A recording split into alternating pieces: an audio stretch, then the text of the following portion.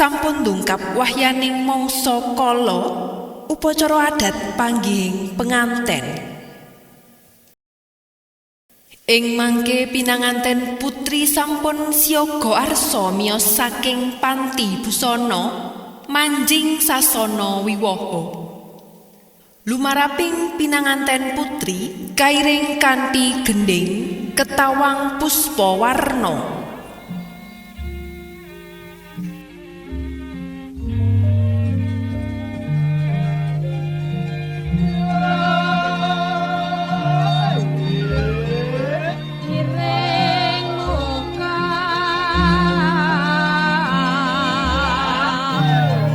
Tata sing rantri gumanti rahina dumeduling hyang-hyang pratangga pati ya sang hyang Bagaskara ya sang hyang Surya saking bang wetan anguk-angukaning kenditing Cakrawala ndedel wiyadi madangi sagung dumadi. Sanajan to kalingan mega sarta gunung-gunung parandene bisa madangi jagat raya sumamburat ngantos dumugi Selamerta Kabupaten Wanasaba. Hanuju risa juga ana titahing Gusti ingkang sinuba asma Bapa Siswadi Sela Dipura ingkang sampun kalampahan hanetepi darmaning asepuh Hamiwaha Hamardisiwi hamala kramakaken putra-putrinipun kusumaning Ayodhyah Wara Budi Murwani sarjana teknik. Kalampahan daup kalian Bagus Aliona Mujiantara sarjana teknik. Atmaja nuninggih Bapa Mujiantara saking Semarang. Sampating busana ingkang hangemba busananing Prameswarinata tinon saking Mandrawa kawuryan abyor mompyor pating gemlebyar pating clorot pindha kartika gumingsir papan meloking wadana samunu agilar-gilar pindha kencana binabar. Lamun Cinandra kasulistyaning penganten putri sayekti luwih warna kurang condro dasar sedeng dedege mantesi genging sarira sasolae milangoni lelewane tansah hanuju ati hanggambaraken lamun pinanganten putri tuhu wanodya ingkang pinter bekti marang kakunge.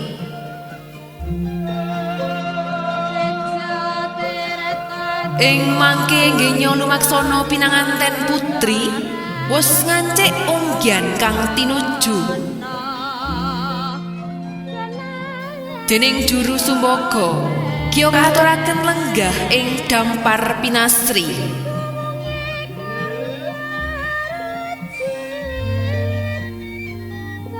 Nalika samono pinanganten putri wis lenggah hanggana raras. Lenggah hanggana raras tegese lenggah piyambakan. Jroning kalih hamung tansah ngantu rawuhipun ingkang raka garwa. Parandene datan kawijil pangandikane. Hamung semuning wadana sung sasmita mugi pinanganten kakung daya-daya kaaturan rawuh. Tanggap ing sasmita risang pinanganten kakung dupi pirsa lamun wis tinengga dening garwa pepudyanipun daya-daya jengkar saking Palerman arsa manjing sasana wiwahan saperlu hangadani adicara panggih tanpa tara dangu saking gapuraning sasana wiwahan sampun katingal gumebyaring cahya pindha teja kinawung Prabawa saya dangu saya cetha saya caket saya ngalela sayekti menika to tejane risang pinanganten kakung Nalika samono pinanganten kakung lumaksana hanuju mring sasana piniji. Mekaten ugi pinanganten putri sampun jengkar saking papan palenggahan harsa hamapak rawuhipun ingkang raka garwa.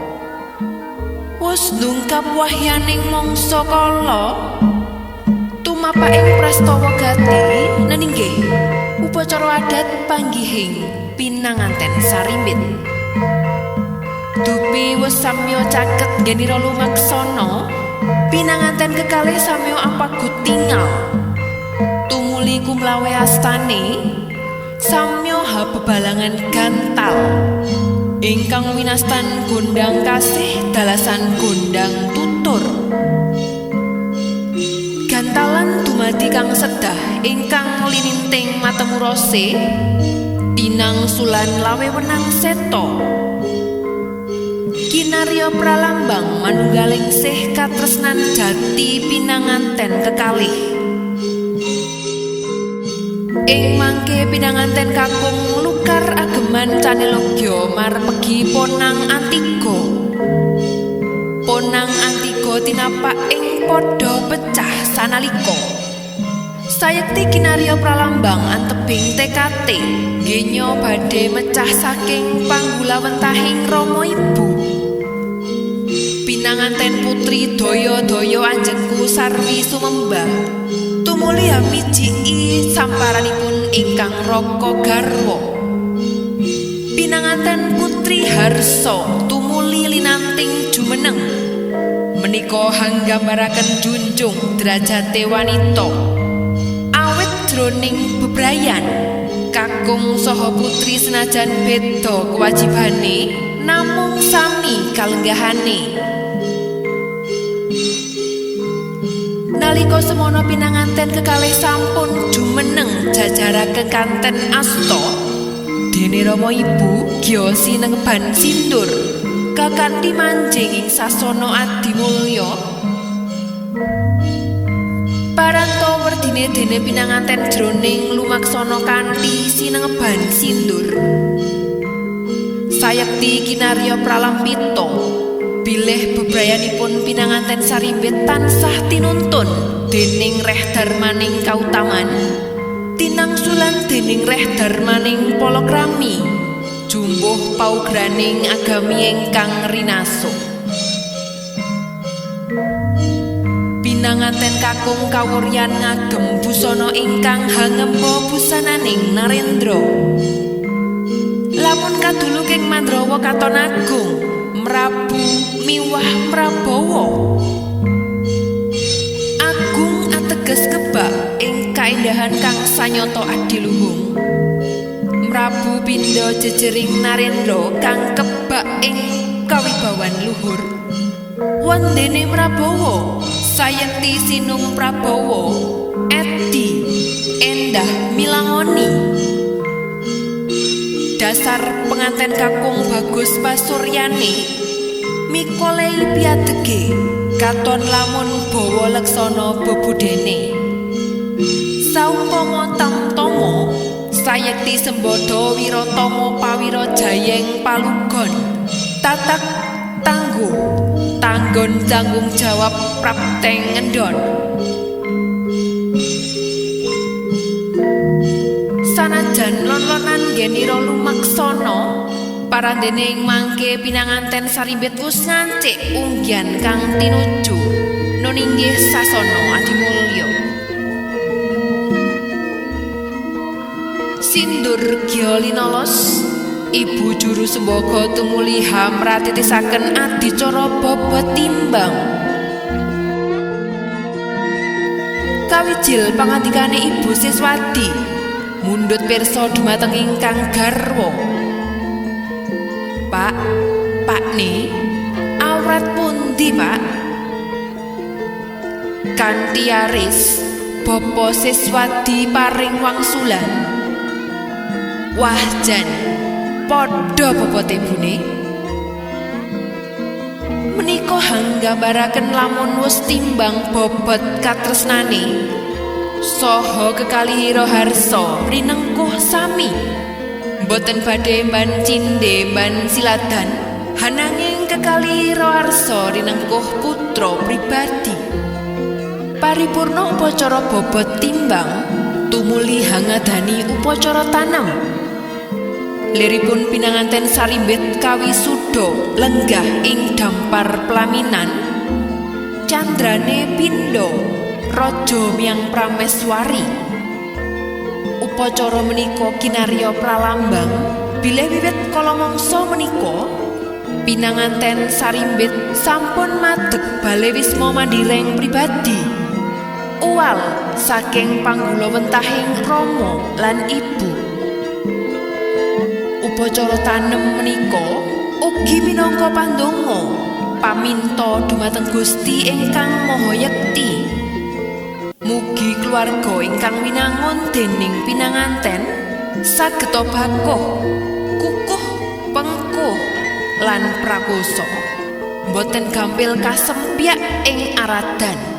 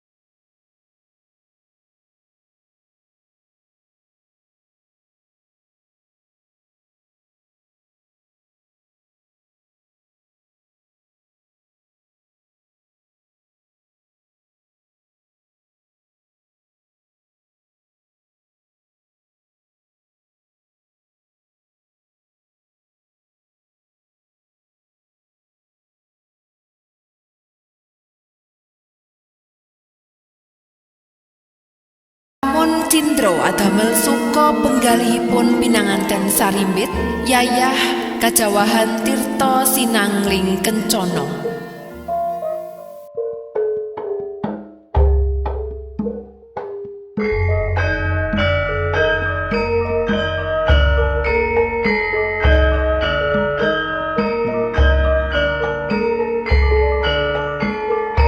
Dupi pirsa besan kepareng rawuh Bapa Siswadi Selodipura kaliyan garwa daya-daya jengkar saking papan palenggahan harsa hamapak rawuhipun besan.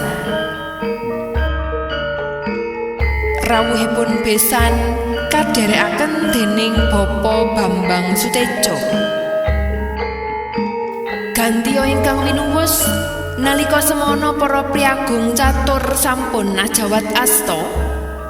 Bapa Siswadi Selodipura sekalian sung pambagya tumuli Bapa Mujiantara kadherekaken lenggah ing sasana piniji.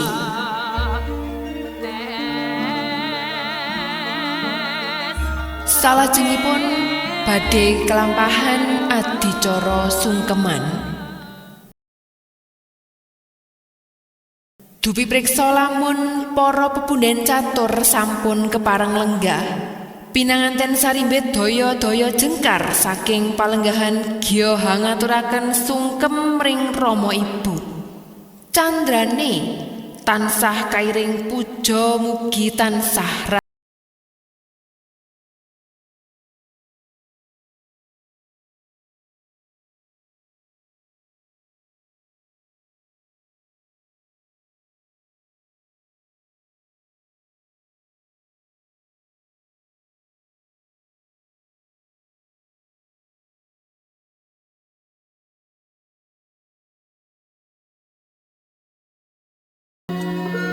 nalika semana sampun jengkar risang pinanganten sarimbit ngabyantara ing ngarsa Rama saha Ibu.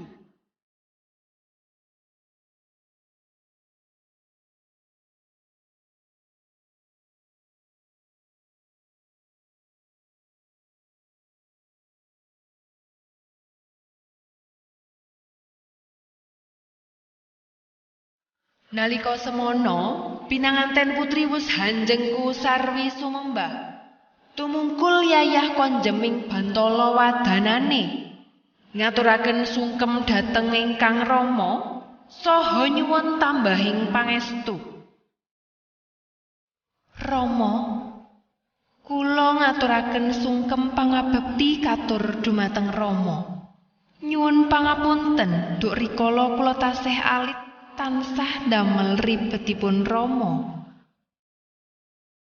Nduk anakku cah ayu, aja mbok bacutke aturmu. Pancen mangkono kewajibane wong tuwa marang anak. Purna ngaturaken sungkem pangabekti dhateng ingkang Rama, gumanti dhateng ingkang Ibu, tutpuri sakwingkingipun nun inggih pinanganten kakung. Purna nggenya ngaturaken sungkem dhateng Rama tuwin Ibu saking penganten putri ing mangke tanpa beda patrape. Penganten sarimbit ngaturaken sungkem katur dumateng Rama tuwin Ibu saking penganten kakung.